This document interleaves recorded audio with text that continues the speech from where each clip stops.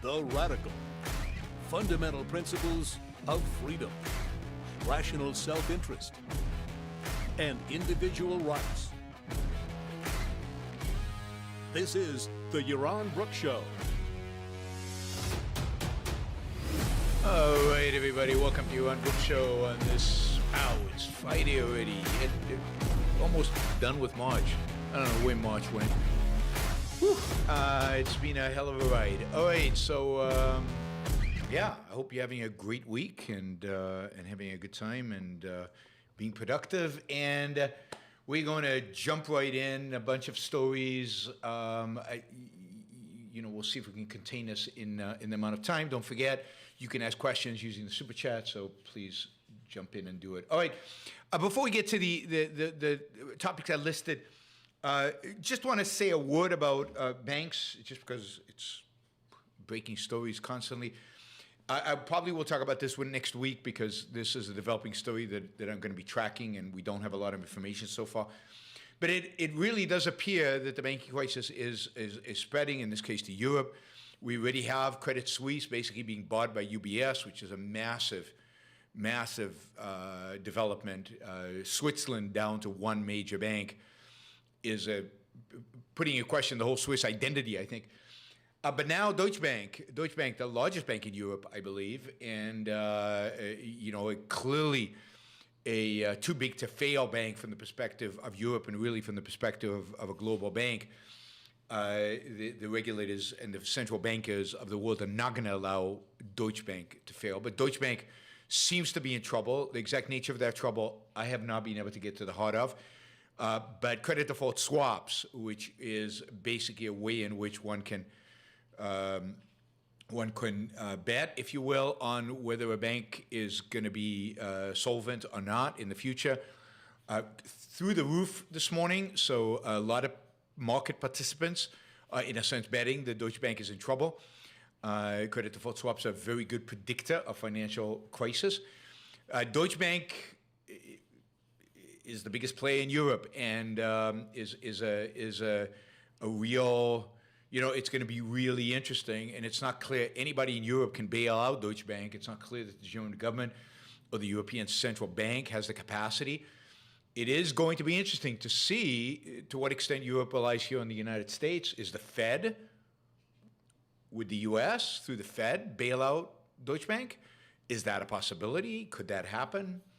Anyway, this crisis is rolling, and it's not stopping, and it's affecting. Now it's affecting Europe. Credit Suisse now, Deutsche Bank. Who knows what other banks are in trouble in Europe? France has millions of people out in the streets protesting. It's going to be an interesting rest of the month, and it's going to be an interesting April. So buckle up, guys. It's not good. It's not good. It's not good if you care about wealth creation. It's not good if you care about economic stability. It's not good if you care about your jobs and the economy and everything else. I think we are in for rough times. Rough times. I don't think those rough times will be hyperinflation, but I do think a recession is coming faster than what people expect. All right.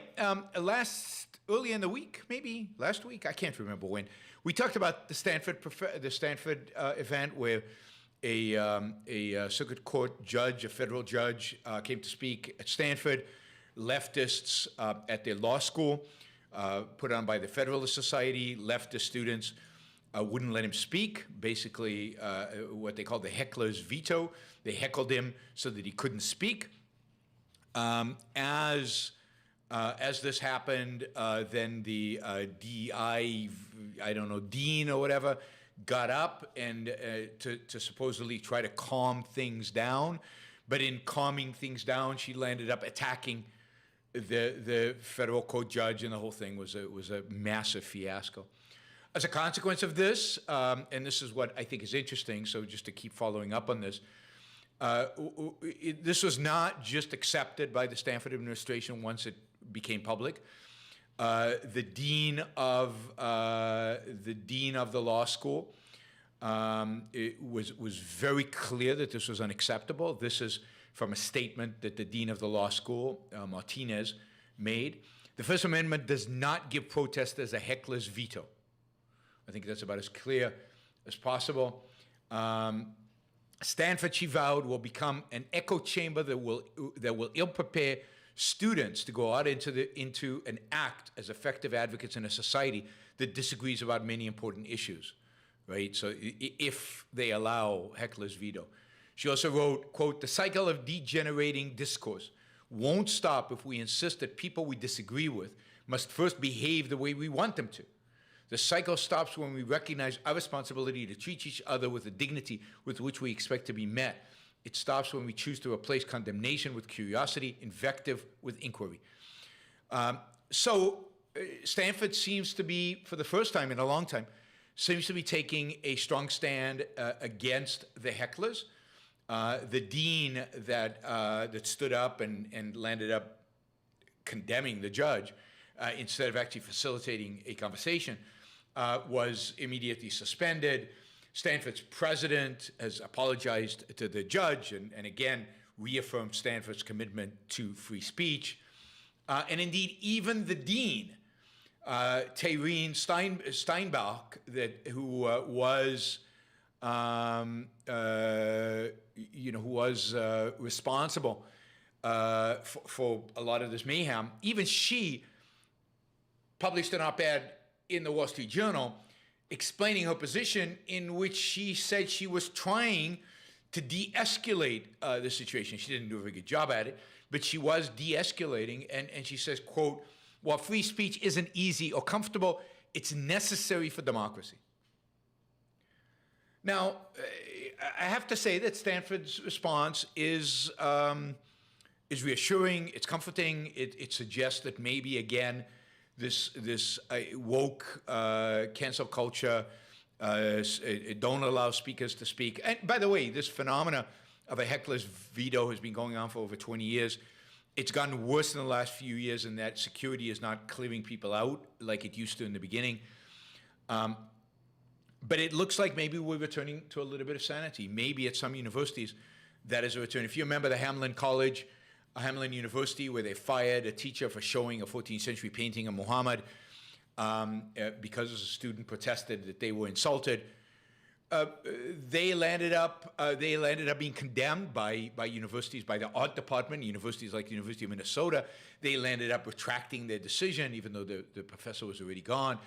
Other universities that had a similar occurrence, also in Minnesota, did not take the same path at Hamlin. Maybe we're seeing the beginnings of awakening up among, the people on the left who are not part of this new nihilistic left. Maybe we're seeing a waking up on people on the left and in the center in academia to the evils of what they've allowed to happen. And maybe we're seeing some pushback. And if that's the case, then that is a very good thing. It buys us a little bit more time, qua civilization, and it makes it possible for us to continue fighting the good fight. If you look at commentary on what happened, it was across the board condemning of Stanford. And what's interesting is the story I'm reading from that explains kind of what has happened. The story I'm reading from was published in the New York Times, so this is not some right-wing website. It's published in the New York Times. The commentary is from there was very anti what Stanford students had done. Came from David French. He's a conservative, but in the New York Times opinion page. From Ellie Mistal of The Nation. I think that's pretty left-wing. And she,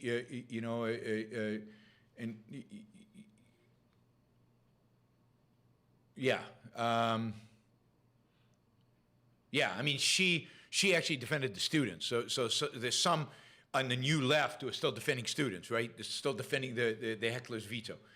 But Northwestern University Law School, was against the students, and a number of others. So there was a huge backlash. Again, this is all good to see this kind of backlash. All right. And let's hope that this is the beginning of a trend. Okay. Just a quick reminder, our goal is $250. You can use the super chat to do it. You can also use just the sticker. If everybody on the listening puts $5 in, we easily get there. Let's see.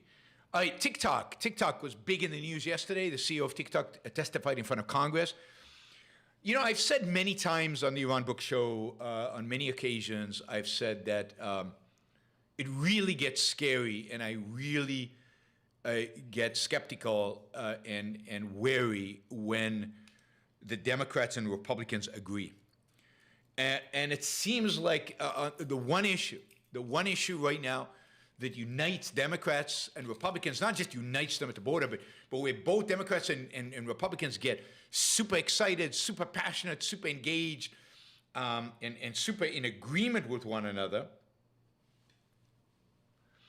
is the issue of TikTok. I mean, everybody wants to ban TikTok. Everybody wants to get rid of it.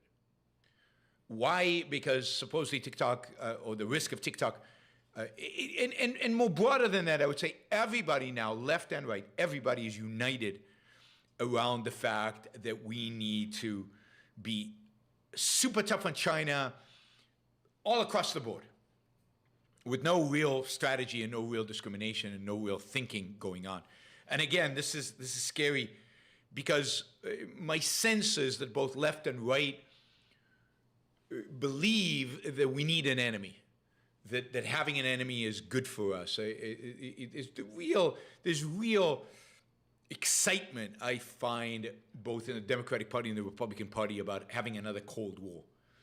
And I think they have different reasons for doing it, but it really is. Now, China deserves to have the United States really have a coherent, thoughtful strategy about limiting its influence and limiting its power, because it is a national security threat.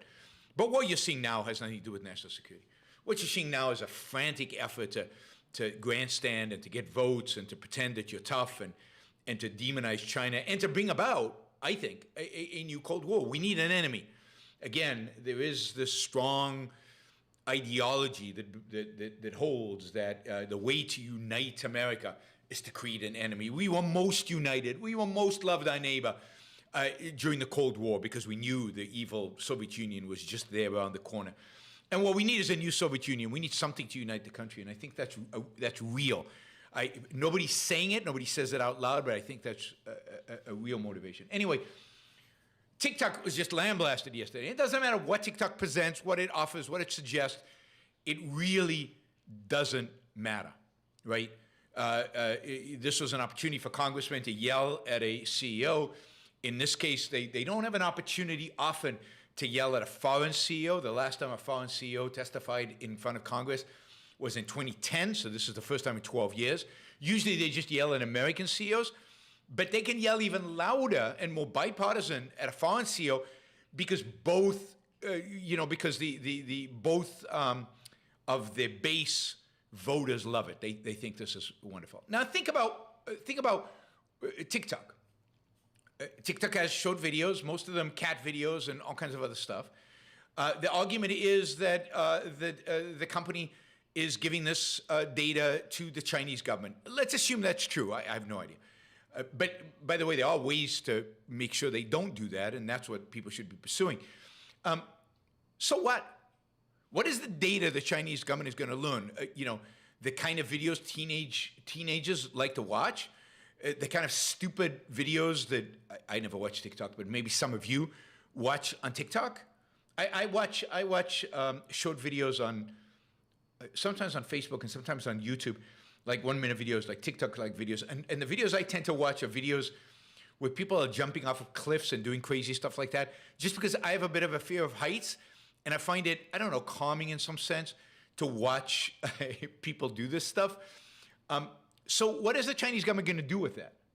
Are they going to, when I visit China and they kidnap me, they're going to show me, I know I have fear of fights now, and they're going to use that to torture. I don't know. I don't know what leverage that gives it as a national security issue. So what could you do? You could, for example, and TikTok is offering this, put the servers that hold all the information in Texas, allow American NSA or whoever to verify that the information is not being sent to China.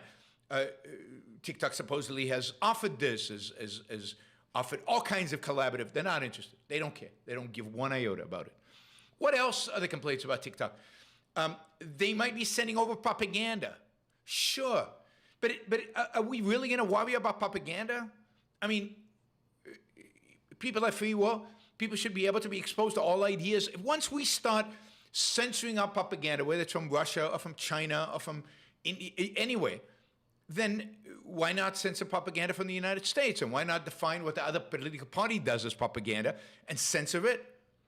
You can't start saying Chinese are going to flood TikTok with, subliminal messages. Once you accept that bullshit, then you accept the mindlessness of people, and you accept the idea that the government is there to protect our minds from information, and therefore you accept the fact of what is going on.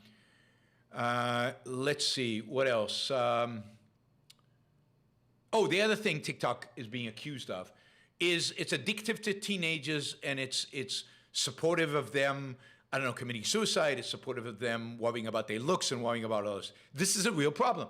But this is not a problem of TikTok. This is a problem of parenting. This is a problem of parents who give kids an unlimited access to TikTok. TikTok has put in means by which parents can regulate their children's use of TikTok. This is a problem of self-esteem among young Americans. It's not like Facebook doesn't do the same thing, and Instagram doesn't do the same thing, and YouTube doesn't do the same thing. They all do the same thing.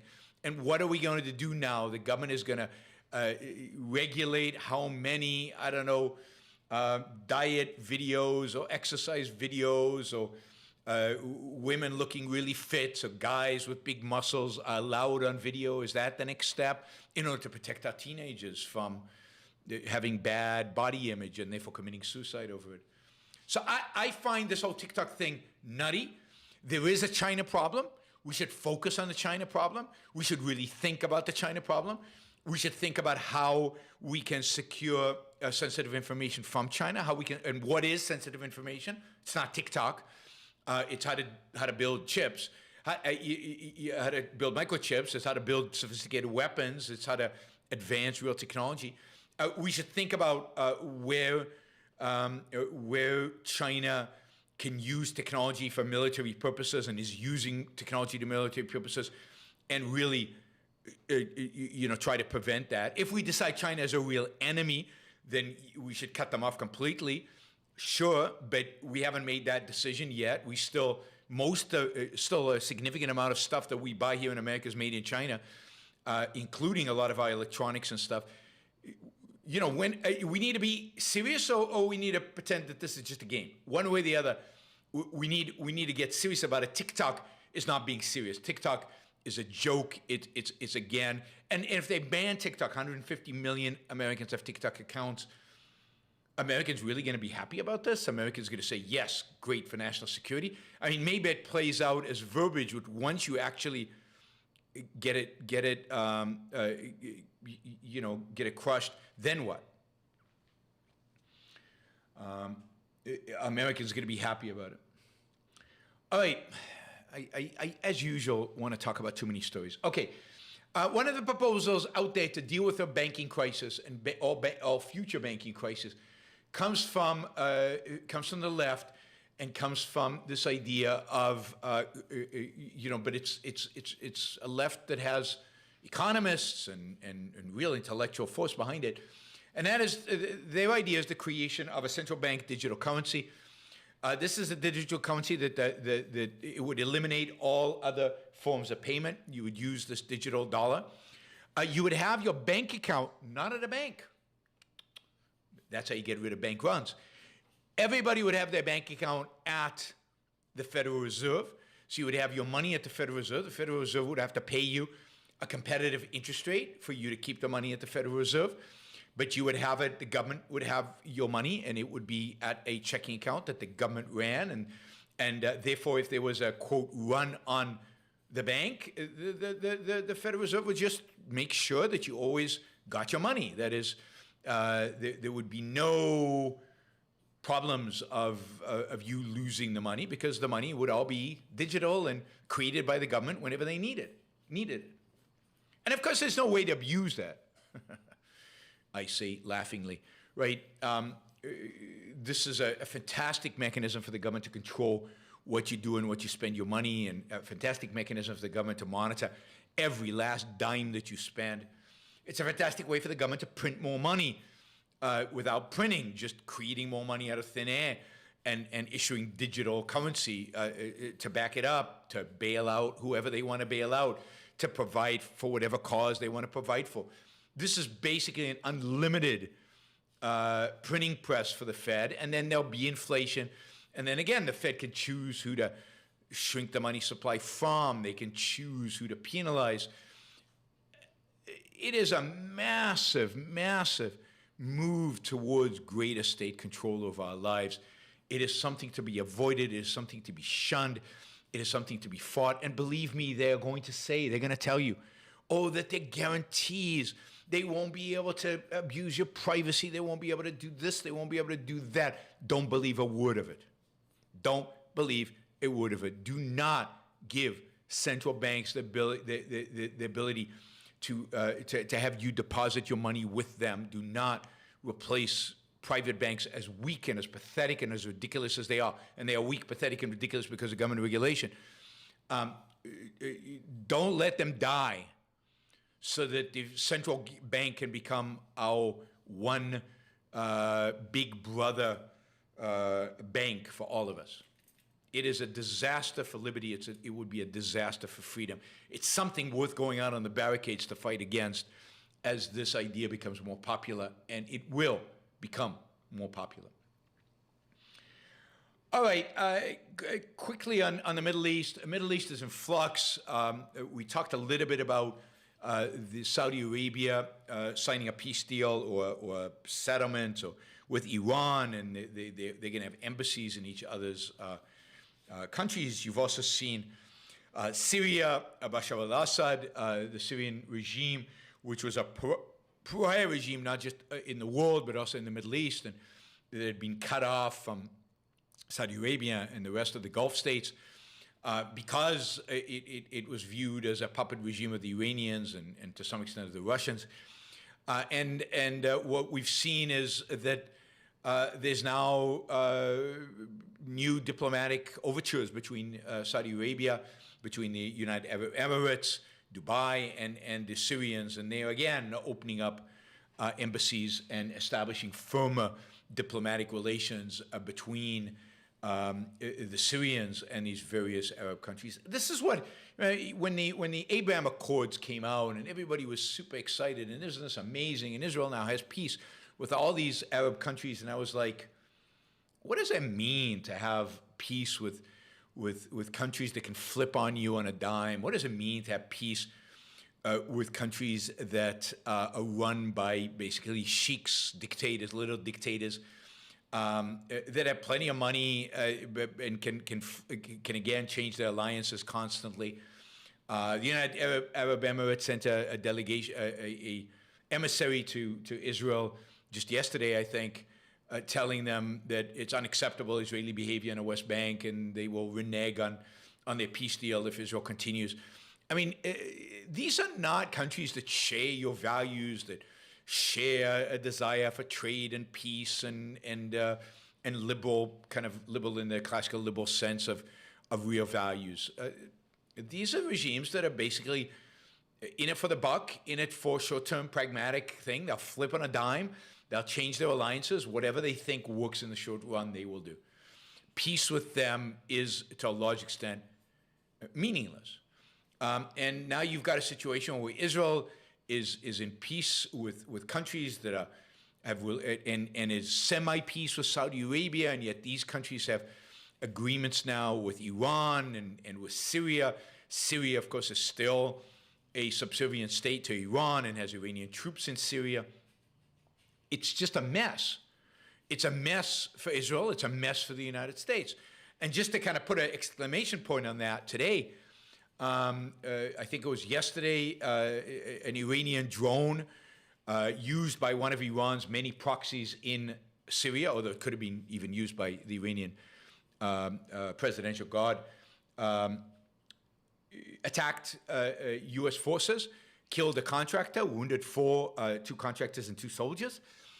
Today, the United States retaliated by bombing several places in which Iran's proxies were stationed. It's kind of interesting that the United States is still in Syria. I mention this periodically because it is interesting, given that Trump promised and then said that he had evacuated all American troops from Syria. Yet we're still there. We're still in Iraq. Why we're there, why we're in Iraq, who knows? But as long as we're there, we need to defend our troops, and yet our troops are being killed by, or at least in his attempt to kill our troops, by Iran. And yet now our allies, Saudi Arabia, is now all peaceful with Iran, or at least pretending to be peaceful with Iran. So the Middle East is a place known for backstabbing. It's known for switching alliances. Be wary, be careful, very careful. One other piece of news that relates this to the Middle East, but also to military realignment, is the fact that the U.S.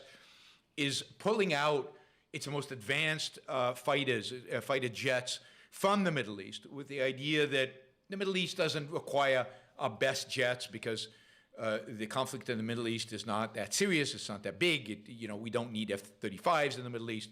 Plus, we have allies like Saudi Arabia, right, and Israel that have more advanced weapons. We can put older weapon systems in the Middle East and move our more advanced weapon systems to 2 theaters, the Pacific theater and the Russian theater. And generally, I think that's right. I think the real challenge to the United States is Iran, but Iran does not require our most advanced systems. And I think China now in the Pacific requires our attention, and certainly anything that stops Russia from expanding its invasion of Ukraine to go into a NATO country, making clear to the Russians the consequence of that by having more F-35s in Europe is probably, in the short run, a good idea. Although, again, I think long-term the United States shouldn't be a part of NATO, but it is. So you have to act accordingly. But it also is an issue of the extent to which the United States is relying on so-called allies and to what extent those allies are real. Israel is a real ally of the United States, but is Saudi Arabia? Is Qatar, which is clearly an ally of Iran, and yet we have a big military base and Air Force base in Qatar, I think the whole command center of U.S. forces in the Middle East is in Qatar, even though Qatar is in very friendly relationship with Iran. I mean, the whole way in which we do Middle East, the whole way in which we do foreign policy, and this goes back to Tik-Tok, is just bizarre. It just doesn't make any sense. We refuse to define enemies. We refuse to have strategy. We refuse to think things through. We refuse to actually go after our enemies and build and make it so that they're not a threat to us anymore. We have no strategy. We just act here and there, and mainly we try to catch headlines. And TikTok is a headline grabber because 150 million Americans have TikTok accounts. Those 150 million Americans probably, I guess 80% of those people probably couldn't pinpoint Taiwan on a map, certainly couldn't identify Iraq or Syria on a map, and probably have a vague notion that Ukraine is somewhere in Europe, but couldn't even pinpoint that. And yet they know they're TikTok, so TikTok makes headlines, and TikTok is important. But what we really need are leaders who have a strategy, leaders who can think, leaders who can project into the future, and leaders who don't just jump from crisis to crisis and don't just do things for the headlines. I guess we're going to have to wait a while for leaders like that. That's not happening anytime soon. All right. So generally, I intend to keep you abreast of what is going on with U.S. forces, particularly as it relates, I think, to the Pacific, because I think that's probably the most important, I think the most devastating event of so far the 21st century could be a Chinese invasion of Taiwan, which, again, I don't expect will happen anytime soon in the next few years. But if it happened, could be massively devastating for everybody, for our economy, for our lives, for technology, for progress generally. And therefore, I think the more the United States makes it clear to China that that is unacceptable, and that the United States, Japan, South Korea, Australia will come to the defense of Taiwan, the less likely it is that such an invasion will happen. And I think a realignment of forces in that direction is really, really important. All right, that covers our stories. We have a few super chats. We're doing fairly well on the fundraising front. We're just short about $100. But I don't have a lot of super chat questions, so it's not going to take me a long time for the show. So if everybody on the show right now does a couple of dollars, we can easily get to our target. So please consider supporting the show, value for value. You can easily set up a super chat account. It's super easy. It's super quick. Just press on that dollar button below, and you too can support the show, which hopefully you're enjoying and hopefully you get a benefit from. If so, show a value for value. That would be great. Let's see. All right. Silvanus with $50. Thank you, Silvanus. Really, really appreciate that. Really appreciate the support. Silvanus says, hi, Yaron. Peter Schiff has been calling the Fed response to this financial crisis QE5 and beating his gold drum emphatically. Is he correct about QE, and should people be considering gold hedging in light of this? Look, there is a QE. There is a sense in which this is QE. They're providing billions and billions of dollars in support. Some numbers came out yesterday at the close of market that through this new facility, the government has provided, I think it was $60 billion to the banking system. But what was interesting is that through another facility that is a more traditional facility, I think the discount window, the government was providing $60 billion less to the banking system. So the banking system is, for the most part, stabilized in the United States, I think, at least for now. And the net effect of what the government is providing might be zero. Now, I don't know that that's absolutely the case. I would want a little bit of time and distance and data to see exactly what is going on. But I don't think we are facing a QE on the scale of what we saw in the past. Not yet, anyway. Now, again, that might change. If the big banks in the U.S. get into trouble, that will change quickly. But I don't think we are so far. I don't think the panic in the banking system has been as bad as the stock prices reflect, or as people have talked it. We will see. We will see.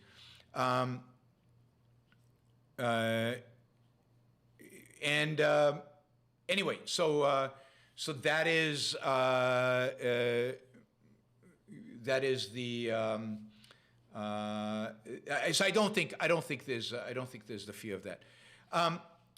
Let me see, what else did I want to say about this? In terms of gold, I mean, look, if you had bought gold in 2008 during the first financial crisis and held it till today, you would not have done very well. I mean, you're much better. You were much better in the S&P 500. You were much better than NASDAQ. You've done much better holding almost any other marketable, investable asset than gold. Is gold a hedge against QE? When has gold ever been? When was gold over the last 14 years? Has gold been a hedge against QE? If you bought gold in 2011, in 2013, in 2015, when QEs, if you bought gold during COVID, when QE went through the roof and stimulated inflation, is gold that good of an investment? Did gold actually protect you from inflation and from QE and from the wealth lost as a consequence of QE? I haven't run the numbers, but I'm skeptical, put it that way. I am skeptical.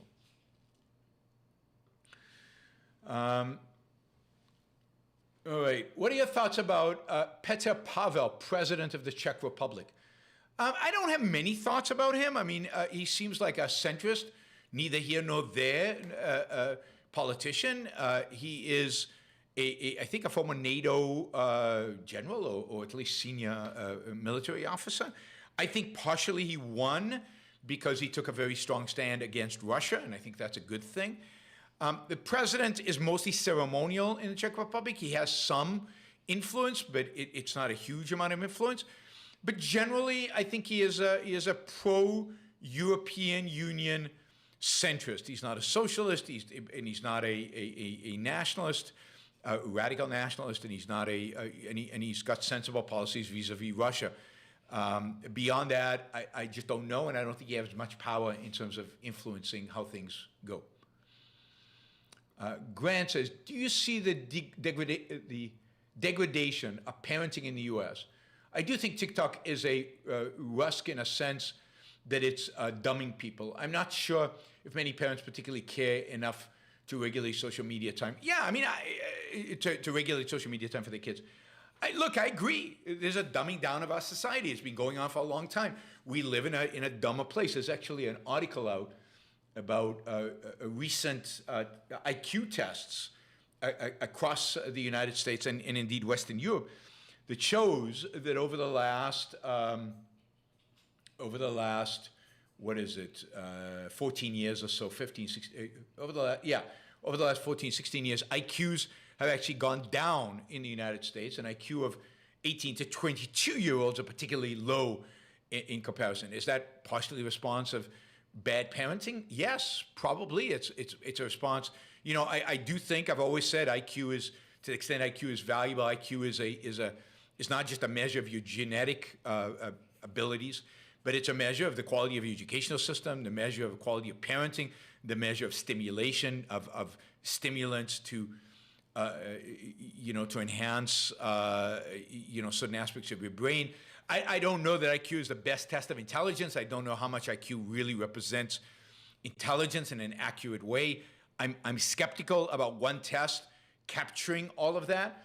But okay, it's the measure people use, and the fact is that it looks like we're getting dumber as a world, or at least as a Western world. To what extent is that? This was done in compared 2006 to 2018. So this is pre-TikTok. But it's stuff like social media, it's stuff like video games, it's stuff like all this other stuff. Could that be part of it? Maybe. I don't know. People will have to study it. But if we don't take parenting seriously, and if we as individuals don't take our mind seriously and don't take the need to think seriously, this relates to politicians, relates to all of us, then yeah, people are going to be dumber and the world will be dumber. And in that sense, that stupid movie, Idiocracy, might come true. It won't look like what it does in the movie, but it might come true in the sense that everybody's stupider. And but that is all self-inflicted. And the government is not going to save us from that. The government will not save us from that. If we are going to save it, it needs to be a cultural thing. It needs to be a cultural movement that saves us from the dumbing down. Jason asked, is the situation with banks connected with Russia? I don't think so. I don't think it is. I don't think the freezing of Russian assets had much to do with it. I don't think Russia has that much influence of financial markets to be able to impact it. So no, I don't think it has everything to do with zero interest rates, has everything to do with COVID stimulus. It has everything to do with inflation and the Fed raising interest rates.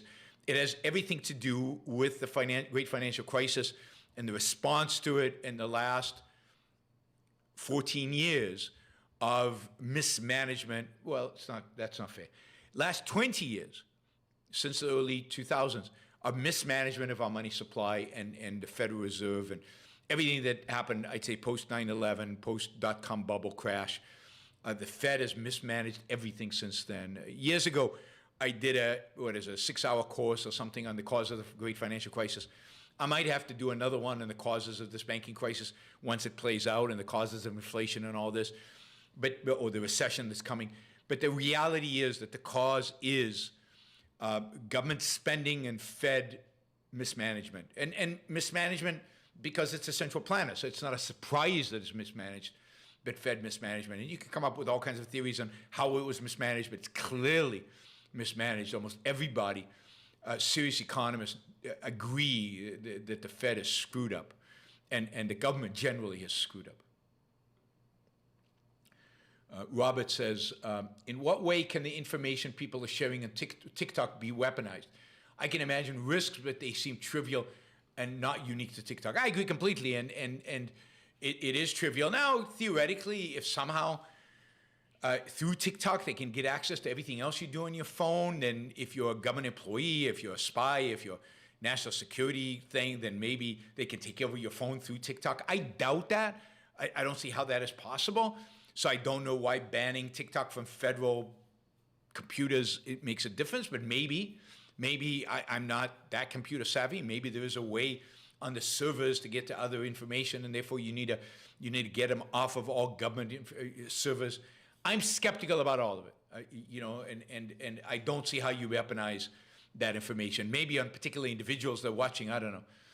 If you're a senior official in the Defense Department responsible for, I don't know, nuclear weapons, and it turns out you're watching creepy videos on TikTok, then they can, I don't know, blackmail you.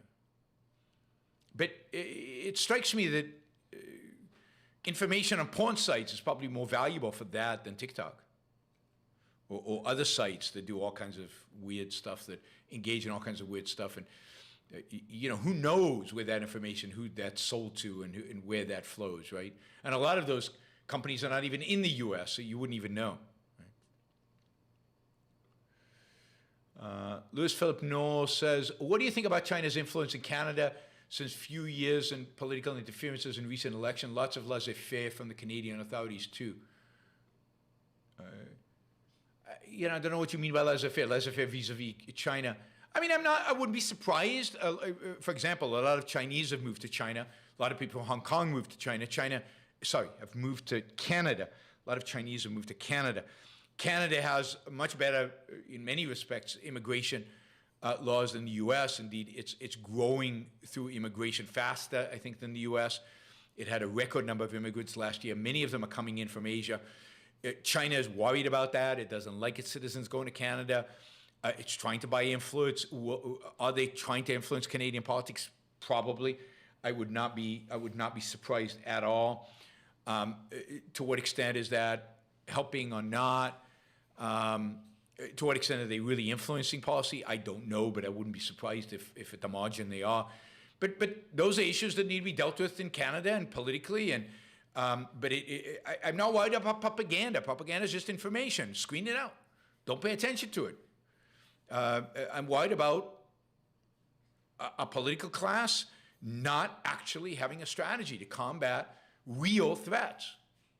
Not perceived threats, but real threats. Daniel, Tyler Cowen was on honestly, and he too partially blames Elizabeth Warren for the banking crisis. Yeah, absolutely.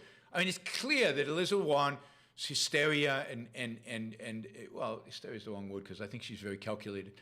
Her advocacy and her writing letters and her threatening banks, crypto, financial institutions generally, more regulations, more controls, and specifically particular banks, particular institutions. She clearly had a role in Silvergate.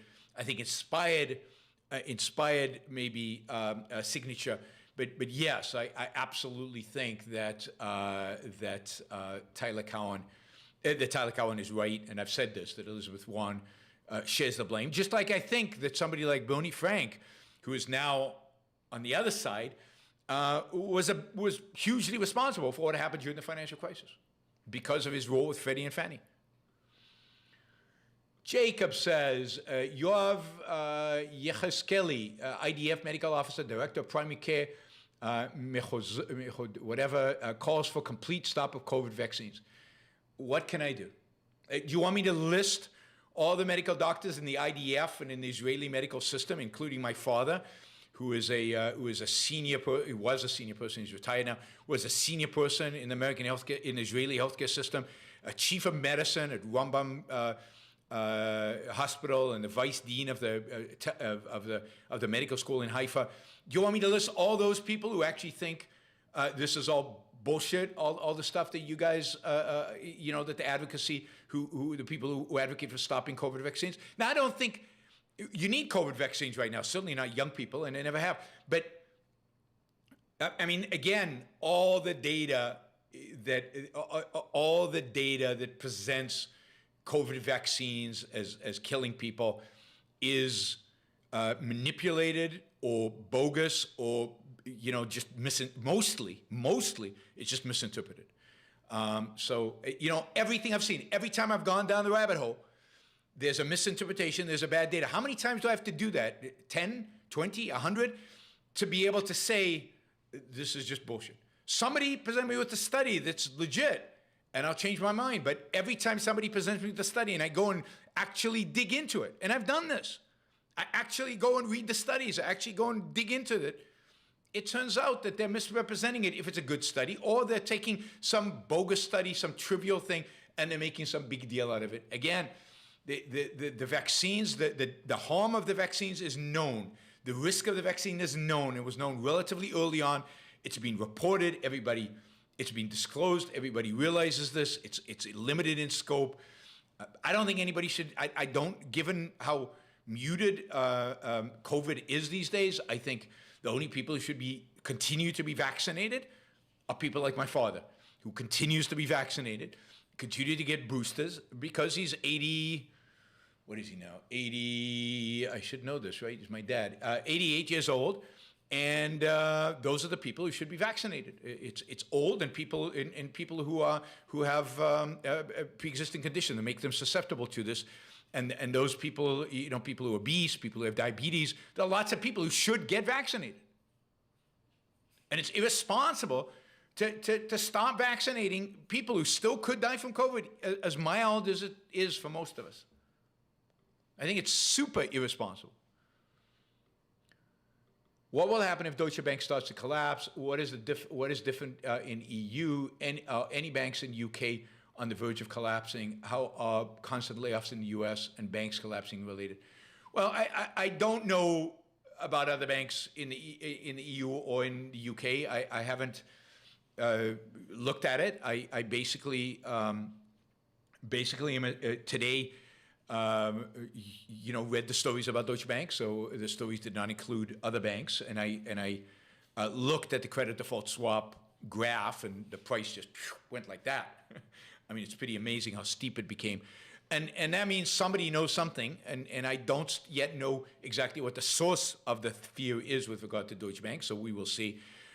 Earlier this morning, and I haven't seen the market lately, earlier this morning, American big banks were trading down significantly, or not huge, but they were trading down in spite of the fact that they're fully guaranteed and all this stuff. So people are afraid of contagion. So the risk to Deutsche Bank is that it's a very big bank. It has its tentacles into all of Europe and really globally. It's a global bank.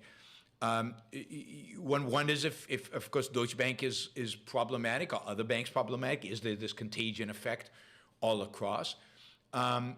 Also, there is an issue of who would bail out Deutsche Bank. I mean, in the United States, we have the United States and the Fed.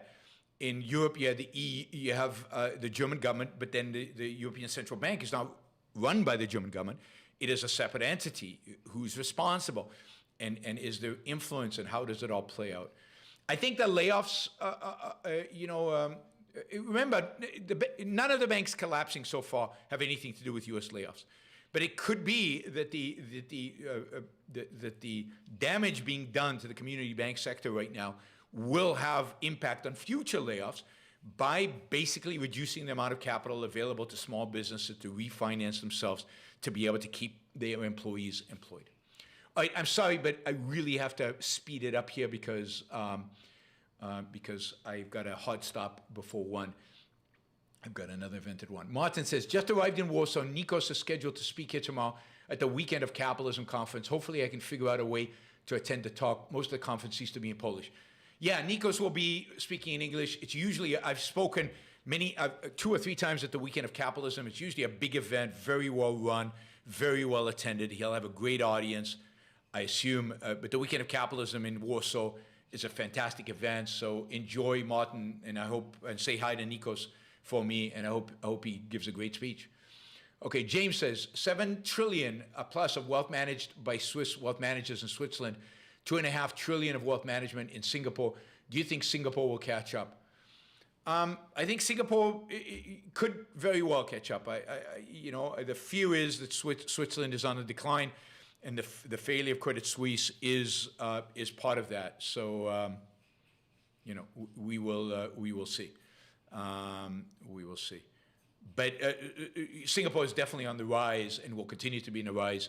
And as long as new minted Chinese billionaires are being minted, they are more likely to put their money in Singapore than they are to put their money in Switzerland. James G says, do you think the government helped create crypto? I don't, but it's a kind of one of those questions where I don't have any additional information out there. I think anybody speculating one way or the other is BSing. I don't think anybody knows. I doubt it. It doesn't make sense to me. It doesn't add up. The story doesn't add up. It sounds like a typical conspiracy theory. But I really don't know. And I haven't really gone down another rabbit hole, which is the creation of crypto, to figure that out. I mean, Bitcoin was the initial, and what's his name? The Japanese name guy. Suppose he's a creator, and nobody knows who that is.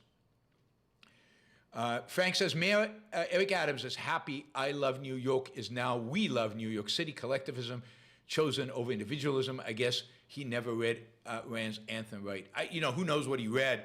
But yes, it's definitely a move towards collectivism, although Mayor Adams is one of the least worst guys out there. So of all the leftists out there, I think Adams is not as bad as many of the others. And who knows? So it's bad that they changed I to we. There are a lot worse things that are happening in our country by leftist mayors and leftist administrators than that change, although it is symbolic. All right. Thanks, everybody. By the way, if you did not watch yesterday's interview with Isaiah, I highly recommend it. I learned a lot from it. Usually I don't learn that much from the interviews because I kind of share the same ideas with the presenter, and I benefit from it. But with Isaiah Slade, who I interviewed yesterday, I learned a lot, just stuff I don't know, just material I've never been exposed to, stuff I just don't know at all.